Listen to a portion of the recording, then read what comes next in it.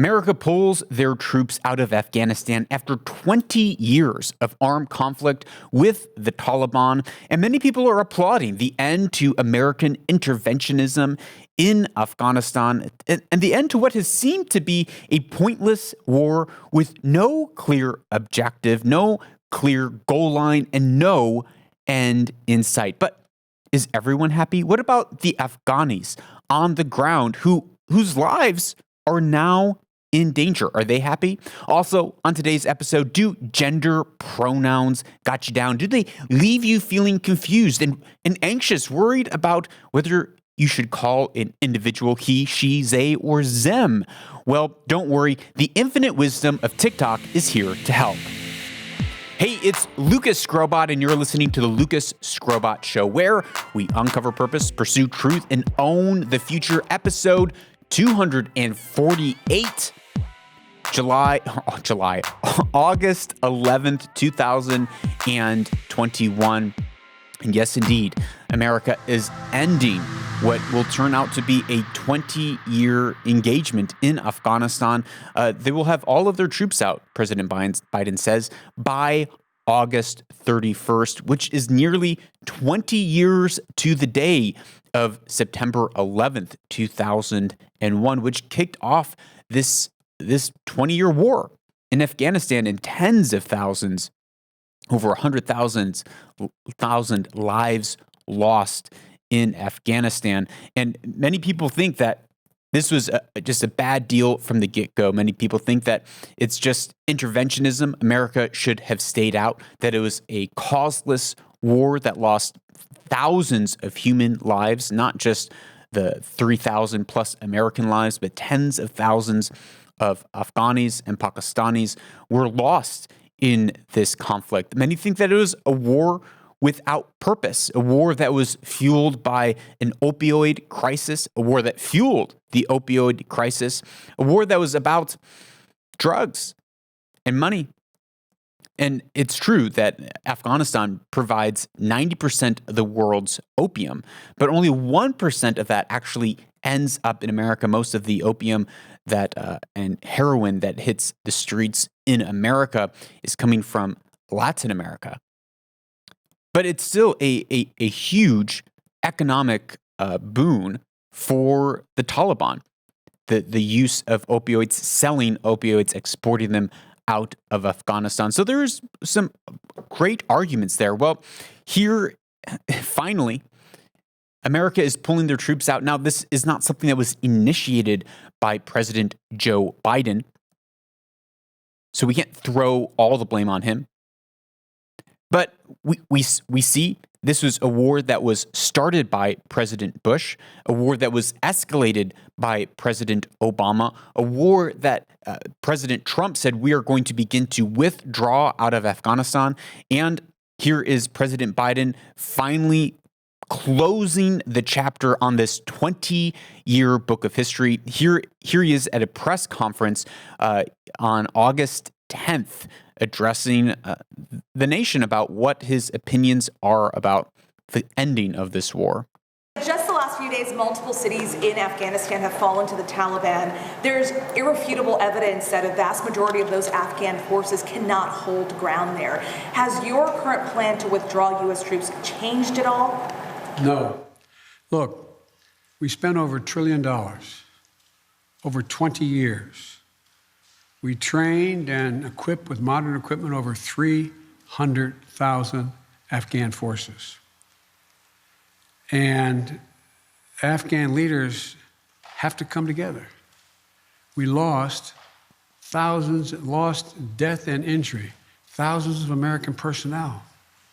They've got to fight for themselves, fight for their nation.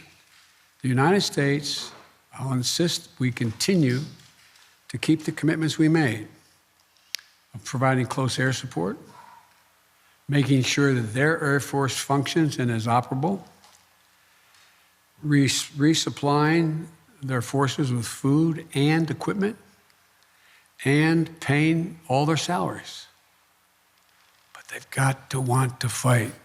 They have outnumbered the Taliban, and I'm getting daily briefings I think there is still a possibility. You have a significant new Secretary of Defense, our equivalent of Secretary of Defense in Afghanistan, Bushmullah Khan, who's a serious fighter. I think they're beginning to realize they've got to come together politically at the top. But we're going to continue to keep our commitment. But I do not regret my decision. Well, that's pretty clear. I don't disagree with President Biden here that the people, the Afghani people, they need to come together and decide to fight for their nation. There's some things that are problematic. In the beginning, the question was, it's very clear that city after city, capital city, I think 6 different capital cities of the different states in Afghanistan has fallen to the Taliban over the last week or two. 6 different capitals. And many of these regions and provinces have an enormous amount of opium and poppies, which is going to act as a financial fuel to the Taliban. The Taliban has taken over border entries across Iran, the entries in and out in Iran and up into the north, even in Pakistan. So the military advancement of the Taliban in just a few short days since this announcement is quite staggering. So the fact that that President Joe Biden is saying, well, we've trained 300,000 troops and we're going to continue to supply them with equipment and salary and food, that's good. But at the same time, we are seeing an increase in conflict, and that the Taliban is moving in to take that vacuum that is being left, to fill that vacuum that is being left by the U.S. government. Now, over the last number of days, India has decided to evacuate diplomats and their citizens from Mazar-e-Sharif consulate in Afghanistan because it's just not safe. America has said that to the U.S. Embassy in Kabul, Afghanistan, they're urging all Americans to leave the country amid an increase in fighting, and those who are Americans should not rely on U.S. government flights to exit the country. They're saying just get on a plane and leave. The Taliban have captured journalists, have taken radio managers who were supporting the U.S. forces and supporting the Afghani government, and has executed him.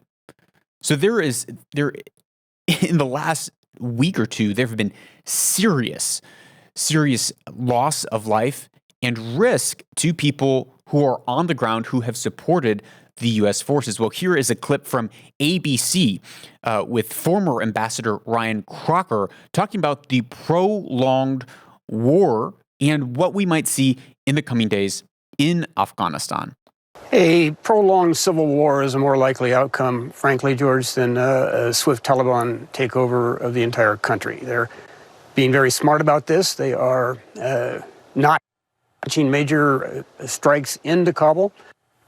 They are doing what they're doing in part to create a climate of fear and panic, and they are succeeding wonderfully at this. Creating a climate of fear and panic, Jana Shinwari, what does that mean for those left behind, particularly those interpreters, translators, others who helped America during this war? And this next segment of the clip is an interpreter for the United States who has been working with the United States for, I believe, 8+ years. All right. As we said before, it's already too late if we do not evacuate all those interpreters who are left behind. And the Taliban will kill everybody, and they will torture them in front of their family and kill them. I just heard a couple news that when the Taliban, they controlled a couple cities, they were going and knocking door by door and asking for those people who were supporting the U.S. mission in Afghanistan, and they were trying to kill them. And yeah, it's already too late. We have to do and evacuate those people before it's too late. And as I said before, the Taliban are now like much powerful and controlling a lot of cities. And these people are not safe anymore in Afghanistan. It's true. These people are not safe anymore in Afghanistan. They're going door to door, knocking on doors saying, hey, who do you know that has supported the U.S. mission and the Afghan mission against the Taliban? Send them out. Their time has come. Their time has come. The level of malevolence and cruelty and repercussions that will come against people who do not fall in line with the Taliban's agenda or who have actively fought against the Taliban, it will be merciless, as we are seeing by evidence of what we're already seeing in the short days, the short number of days since America has said that they will leave. Well, I have some Afghani friends here in the region who, some of them have fled Afghanistan because their lives were threatened, because their bombs were going off next to their houses, or their kids have PTSD from attacks. They lost friends to the Taliban. And so I reached out to them and I said, hey, what do you think about what's happening with the American troops pulling out? What is your opinion? Because I could sit here and pontificate on my opinion. We could look at experts across the globe and history and find out their opinion. But what about the people who are on the ground? Well, he said that for Afghanis, that flights are really barred and closed, at least in some places, including the UAE right now. So people are feeling stuck in the country, people whose lives are in danger. He said for minority populations like Christians, the U.S. troops moving out will mean death for them. The Taliban will find them, they will hunt them down, and they will face the penalty of death. I asked him whether he thinks that it was a good idea in the first place, and whether it's a good idea if American troops pull out for the Afghan people. He said, quote, I don't know. After 20 years, we are back in the beginning. Billions of dollars, which is really $1 trillion just by the U.S. government alone, not only NATO and other countries were involved in this. So over $1 trillion spent, hundreds of U.S. lives wasted, over 3,000 U.S. lives lost in this war, and tens of thousands of Afghani lives, tens of thousands of Pakistani lives.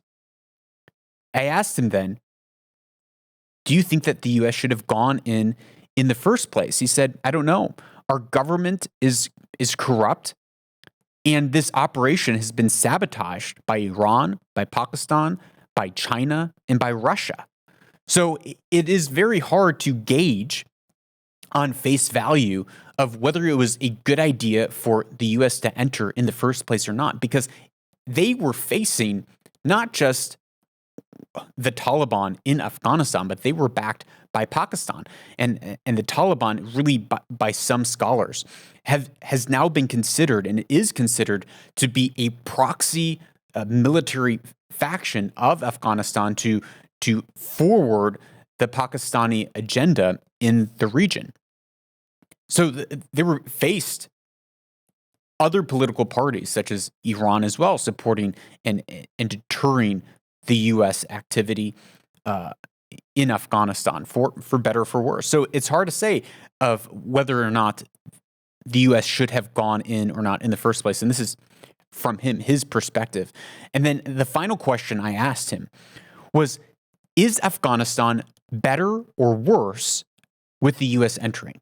After 20 years, do you see this being better or worse? And obviously from his previous statement is, I don't know. We're now back to where we were 20 years ago. It's 20 years where it seems like all the gains have been instantly lost. But he did say, U.S. has invested in education, women, human rights, media freedom, infrastructure, and healthcare.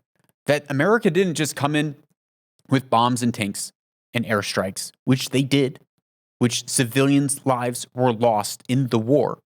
But they also came in and they invested in education. They invested in women. They invested in children. They invested in freedom of communication and democracy. And I know it's so weird that democracy gets this bad rap. And what's strange is it gets the bad rap by people who are normally ultra pro-democracy. They're like, democracy is great, but it's not for everyone. And I do agree in an extent that a pure democracy isn't that great. Even in America, we have a republic, which is quite different. And I also agree that some nations just aren't ruled by a democracy, and that doesn't make them wrong.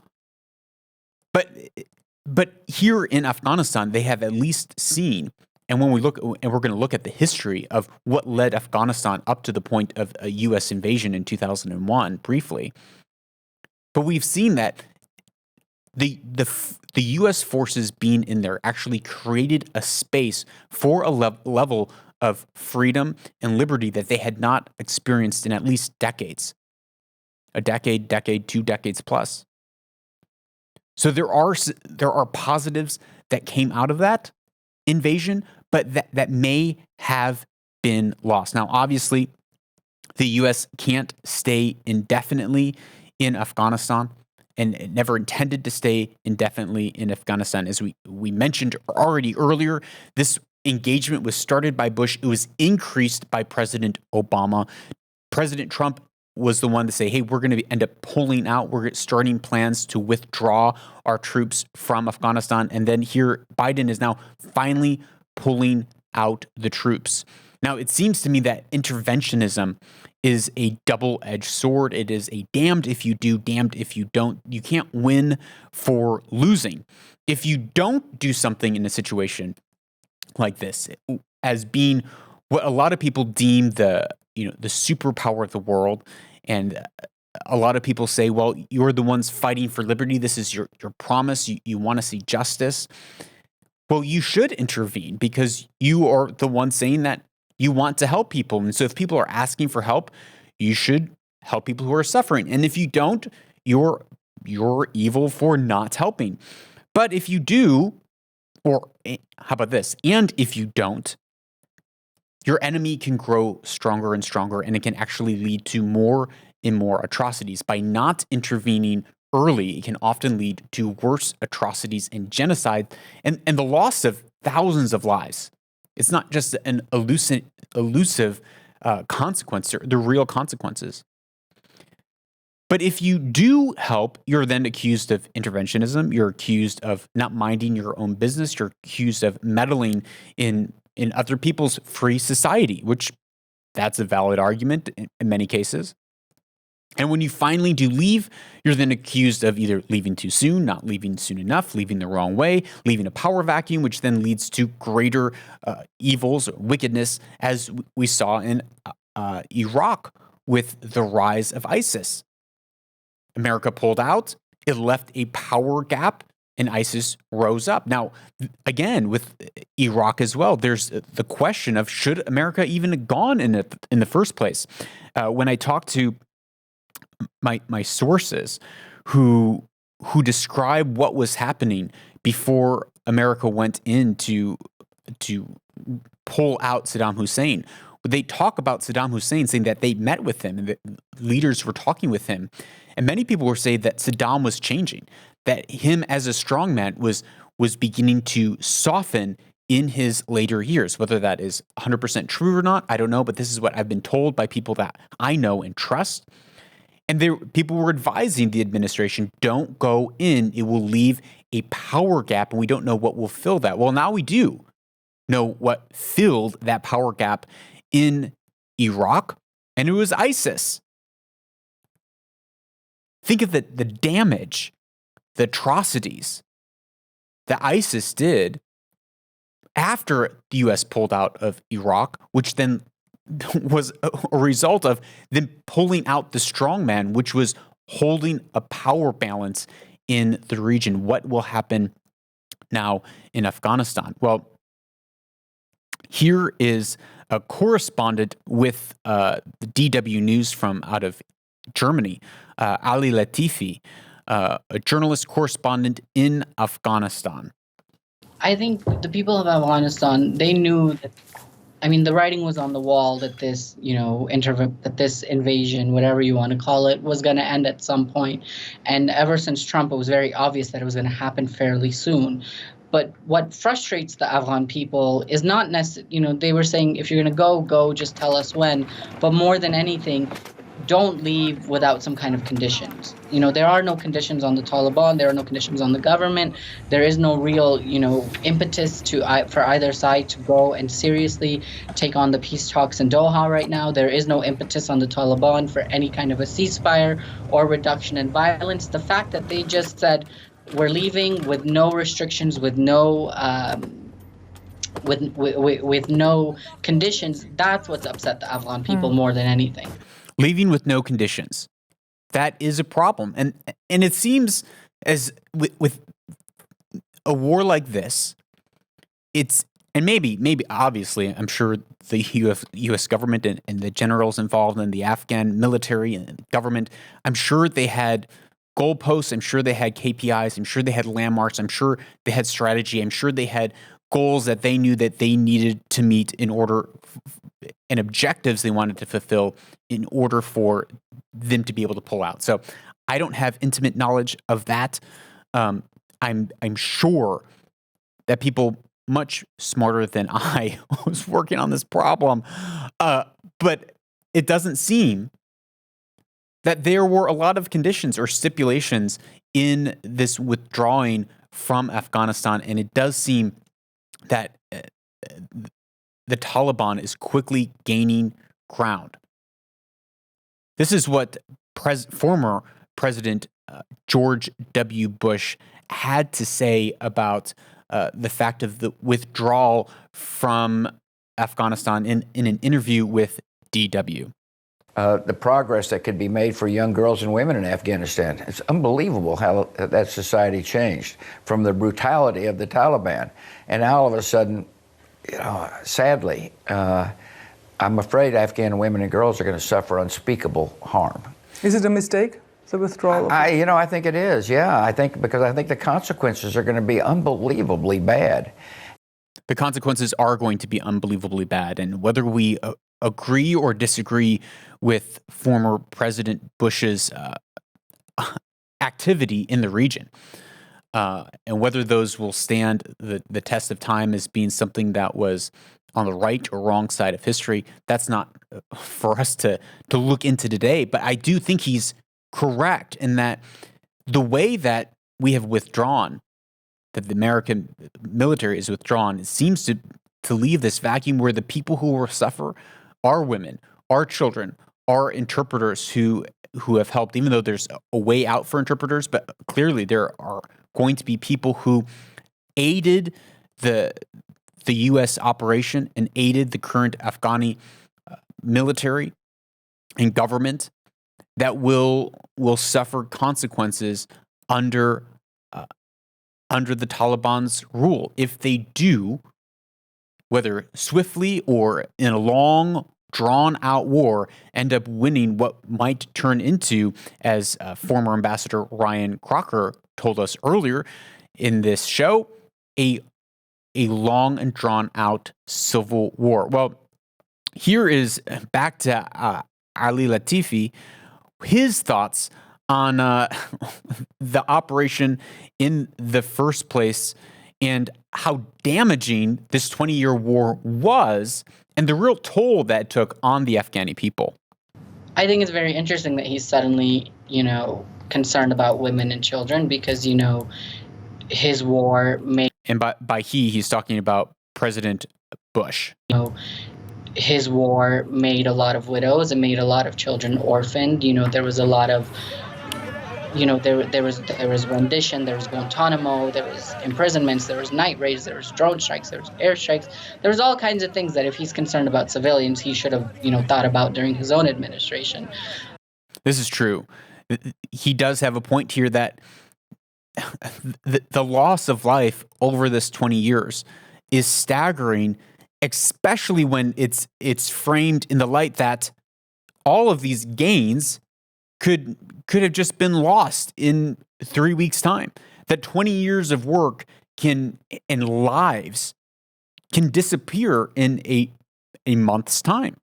Here is a chart that was put together by BBC of the number of lives that have been lost in Afghanistan and Pakistan in the conflict since 2001, 20 years. It shows the U.S. allies and troops killed 3,586, military and police killed combined from Afghanistan and Pakistan, 75,971. The number of civilians killed in the last 20 years from this conflict, 78,314. And the opposition fighters, or the Taliban Incorporated, 84,191.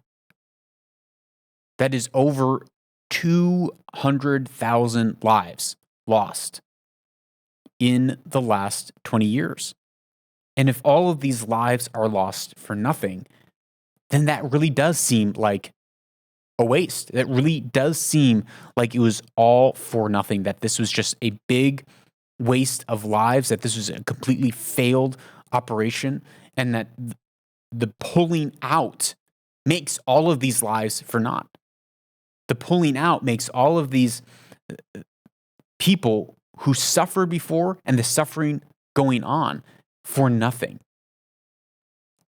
Well, it's important to look quickly, and we're going to scream over this really fast, at the history of what led up to Afghanistan being in this place. And we have to go back to 1978 and even a little bit before to understand the lead up to what has happened in Afghanistan that caused America to enter in the first place. Now, Afghanistan has been a nation of warring peoples and warring tribes for hundreds of years. And so I've been talking to other people, some friends and colleagues, about how really it was somewhat a fool's errand for America to enter into Afghanistan, because they are people who are willing to sit and wait for decades for the right moment to strike. There are people who make their bread and butter off of fighting and off of war. They are a strong, durable, mountainous people who pride themselves on courage and bravery. And so it's somewhat of a fool's errand for America to enter into Afghanistan in the first place. And we look back to 1978, where Russia tried the same thing and they failed for an entire decade, 11 years. Russia was, and the Soviet War in Afghanistan, which started in April of 1978 with the establishment of the People's Democratic Party of Afghanistan, where they overthrew the government in a bloody coup, killed all of the family members of the sitting president, Mohammed Douad, killed his family, and they took over, which was come to be known as the Suwar Revolution. And so once the PDPA, or the People's Democratic Party of Afghanistan, came into power, what did they do? Well, they began to implement a liberal and Marxist-Leninist agenda. And in here is a mixed bag. First, it moved to replace religious traditions and traditional laws with secular and Marxist-Leninist ones.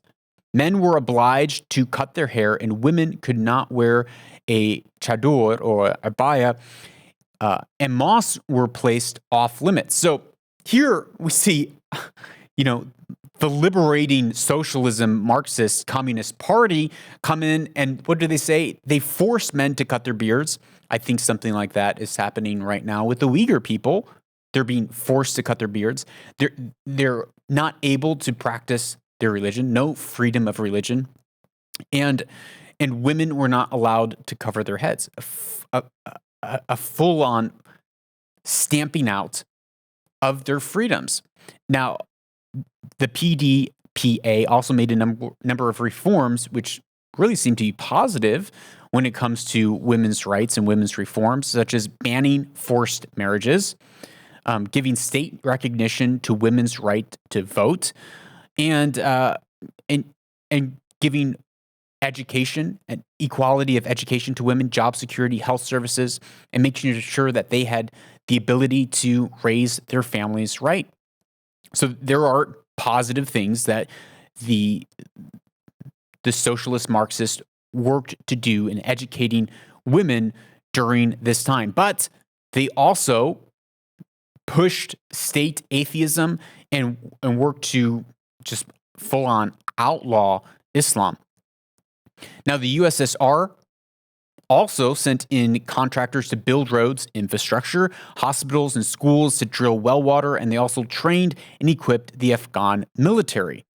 This sounds familiar. This is what the United States also tried to do. Obviously, the United States did not close down mosques, but they did work to bring in more education for children, girls, women's rights, and built infrastructure and trained the military. Well, Russia was not successful in their operation.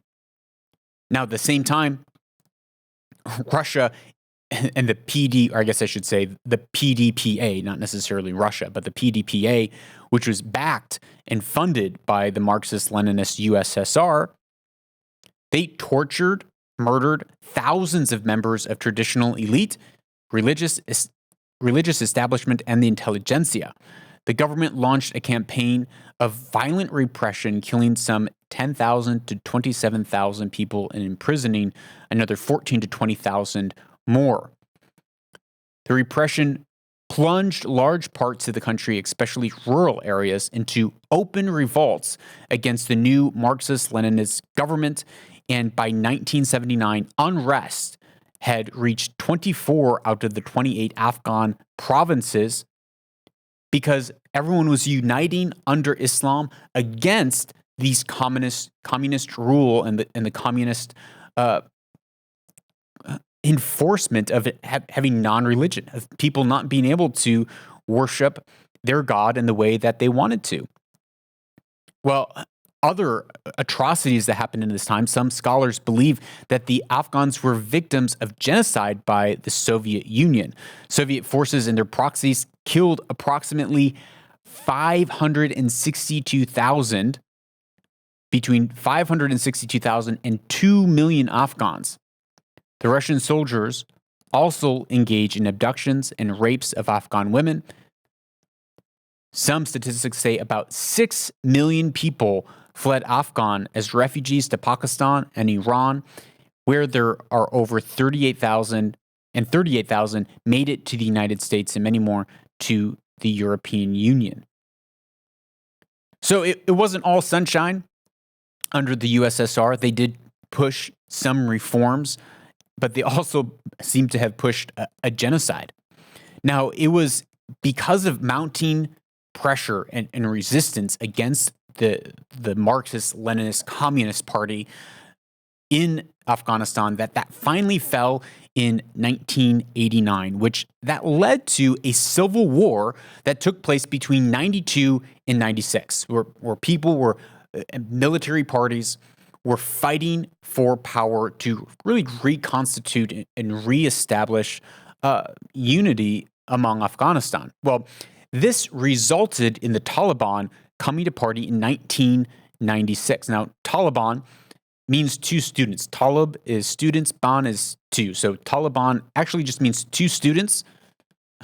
And it was it sprung out of a religious school in Pakistan with Afghani refugees in Pakistan.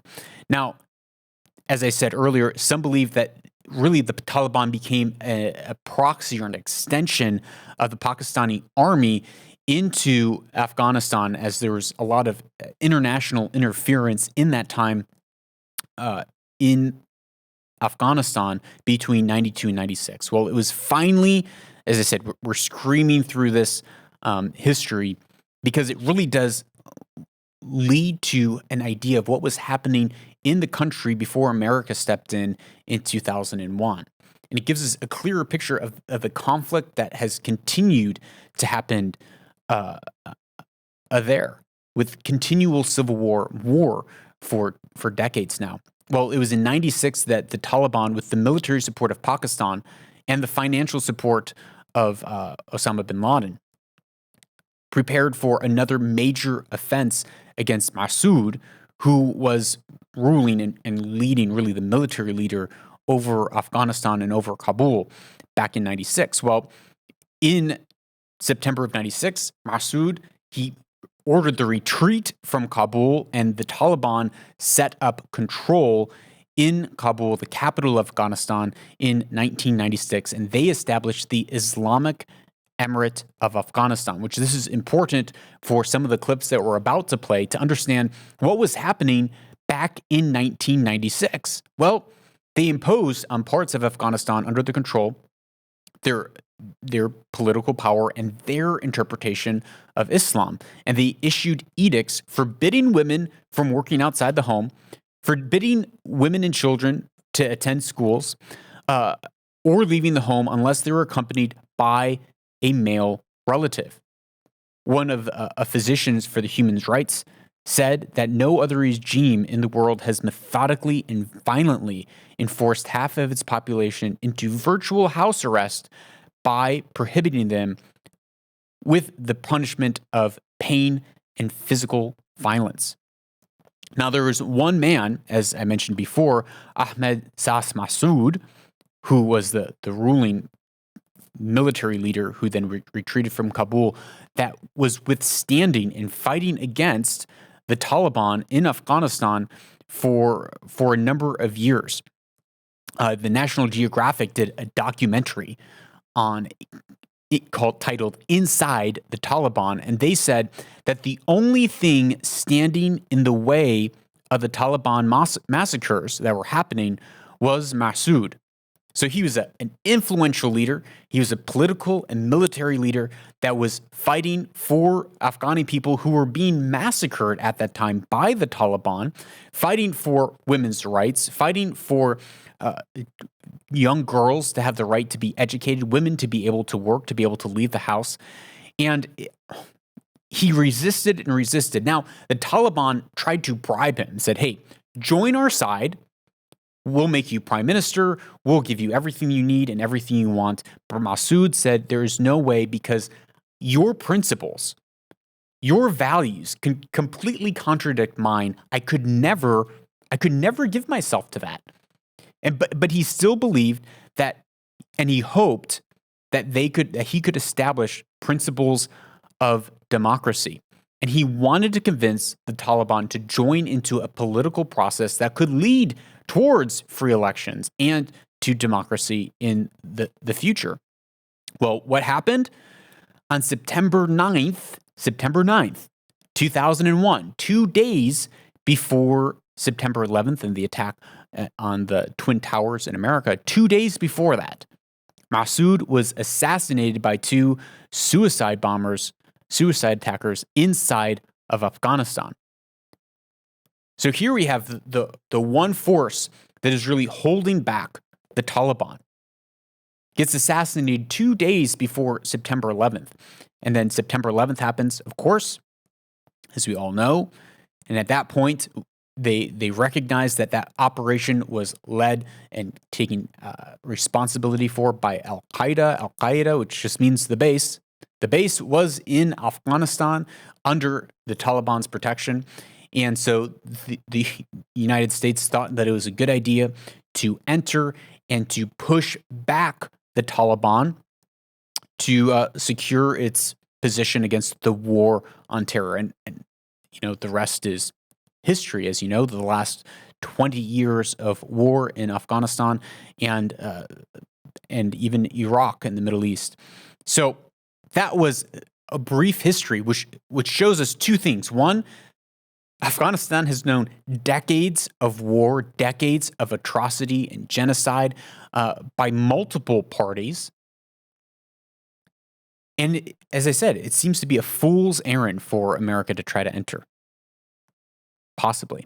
Second, U.S. engaging in Afghanistan did push the Taliban back for a time. They did retake a lot of land. They did establish a level of freedom. But that leads to the question of what might we see and what might Afghanistan see in the coming futures. Well, here is a clip from the BBC. We actually have two clips from the BBC of them interviewing Taliban leaders in Afghanistan. At the moment, are you preparing for peace or are you preparing for more war? We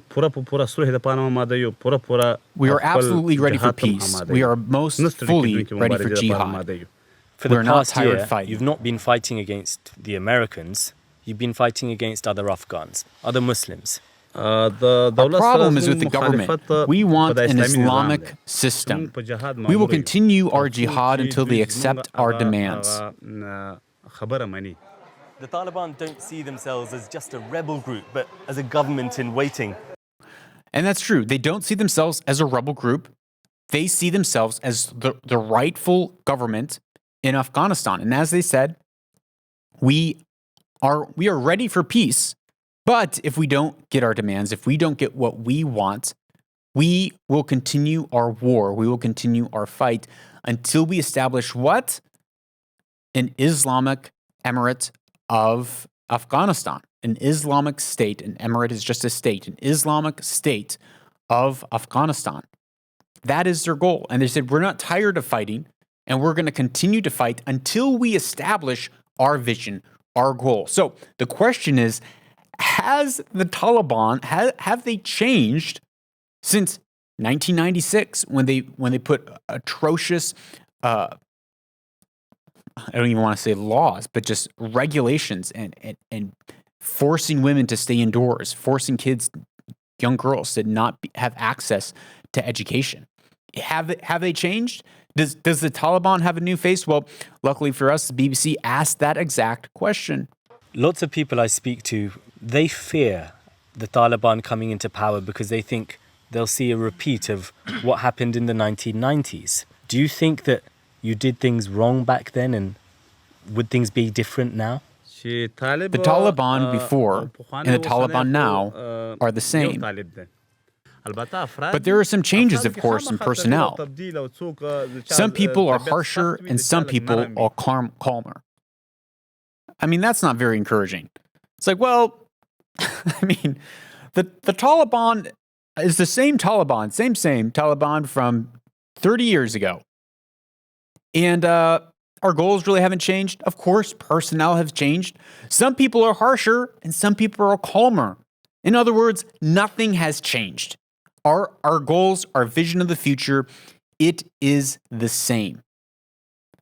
So, the sense of fear that people are feeling, it's real. The consequences that people are facing right now in Afghanistan with the vacuum of power, it's real. President Biden, he is also correct in saying that, well, the Afghan government needs to come together and fight because many of these cities have fallen without a fight to the Taliban. Many of these capital cities, they've just fallen without a fight, and they've all retreated. The Afghani military has all retreated, which at the same time, it is going to leave an impact on many lives who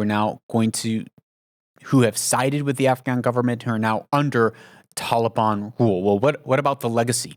What legacy will be left? Well, here is the last clip that we have for this segment from Ali Latif. As for the legacy, I mean, the fact that we're having these questions is the legacy, right? The fact that the Taliban is still able to pose a threat to the government and to the security forces, the fact that we're still having these battles, and the fact that we're still asking what might happen to women, to children, to interpreters, 20 years down the line, that is the legacy. What really was achieved if we're still asking these questions 20 years later? And that's a great question. What was achieved if we're still asking these questions? What is achieved if 20 years later we end an operation, the Americans end an operation, and it just goes straight back to how it was? You'd have to say then that nothing was achieved. That the pulling out just caused a great loss of life. And we will see in the coming weeks and months, what is achieved, what remains, and if anything ends up passing through this fire, so to speak, to have any sort of positive impact in that region moving forward. Yeah, that makes sense. Yeah, that makes sense. A part of the show where in a post-truth world, in a post-truth society where we have exchanged the truth for a lie, reason for postmodern irrationality, the absurd finally makes sense. Well, if gender pronouns have got you down, if you're feeling confused and wondering, should I say something different to the store clerk? Should I use they all the time, or are they going to be offended? I mean, I remember one time I was walking through a mall in the States. I think it was like, I don't know what store it was. And I was asking for a certain section, maybe slippers or something. I don't remember. And there was a person behind the counter. And I said, "Excuse me, sir." And this individual turned around, and the glare that I received from calling him a sir was it was like ice. It was daggers boring through my soul, because it definitely looked like it was a he that was trying to look like a she, and I must have used the wrong pronouns. In my embarrassment and in light of their daggers, I just kept on going on oblivious, acting like I didn't notice that the person wanted to kill me. And I just kept on with the same sir. But it would have been so great if there was some sort of marker or identifier that was on this individual, on this person, to know what they, he, or she really wanted to be addressed by. Well, don't worry. TikTok has solved all of our problems. I just made pronoun bracelets, and I would like to explain them. This one stands for he, him, so green and blue, more masculine colors, I guess. This one stands for she, her, so pink and purple, more feminine color. And then this one stands for they, them, and it's yellow and orange, which are like gender neutral colors. Hold up. I thought that the whole idea behind this movement was that it is sexist to say that blue and green is a masculine color, right? Because the whole idea is there is no such thing as masculine and feminine. And so the fact that this, well, we'll have to see. I don't know what bracelet she's wearing right now. So since she's holding a yellow bracelet, since they are saying that that the different colors are coinciding with normative gender roles, I'm deeply offended. I mean, because you know what? I actually like some pinks. You know, a nice pink shirt or a nice purple a pocket square.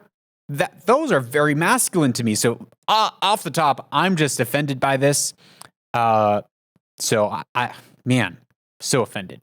When I wear this one, it means that I just go by they, them. When I wear these two together, it means I go by she, them. Okay, so here she's showing multiple bracelets of different colors. And so when she wears dual bracelets, she goes by, multiple pronouns. When I wear these together, it means I go by he, them. When I wear all of them, it means that I go by all pronouns. And when I wear these together, it means that I go by she, him. Wait, so maybe I'm not getting the I have not read the deeper literature on these pronouns. I've not educated myself in the appropriate manner, but it's quite confusing to me that someone would want to be referred to as she, him, or her, him, her, he, at the same. I guess it's because you're non-binary, but then why would you want to be referred to two different binary pronouns at the same time? Anyways, this goes on. By she, him. I'm gonna wear them all right now because I go by all pronouns right now. My pronoun preference has changed 3 times today.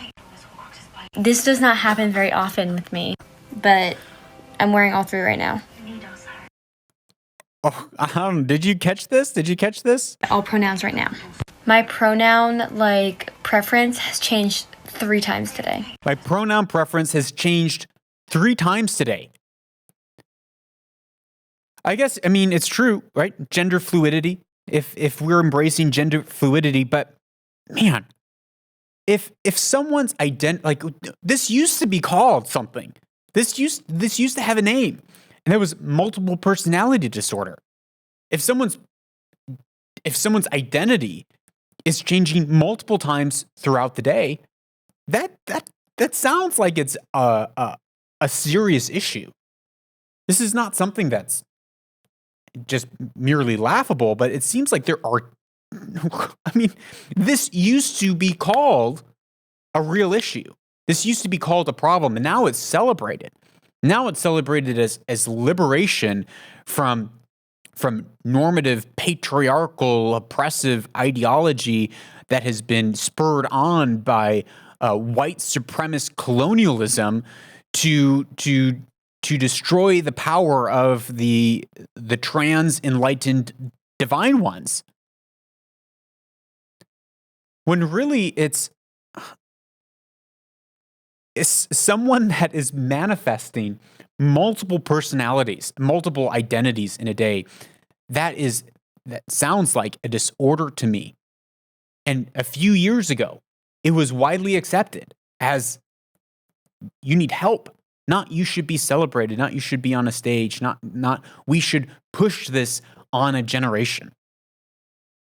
What sort of damaging effects will this have? And now I'm going to throw this into a hard reverse right here and say it's really not a laughing matter.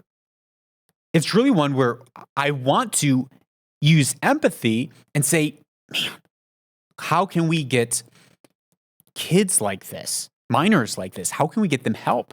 How can parents begin to address these problems before they explode into such life-altering decisions? Because these kids are making life-altering decisions, and they're being supported by the school systems in the West, not just America, all of Europe, all of Canada, and it's growing in other places across the subcontinent, and it's growing across the global South. The school systems will not stop this. The gender reassignment centers are not going to stop this. They're going to encourage it. The only place that can be stopped is if it's stopped in the home, where parents are attentive enough and compassionate enough to stop and say, why is it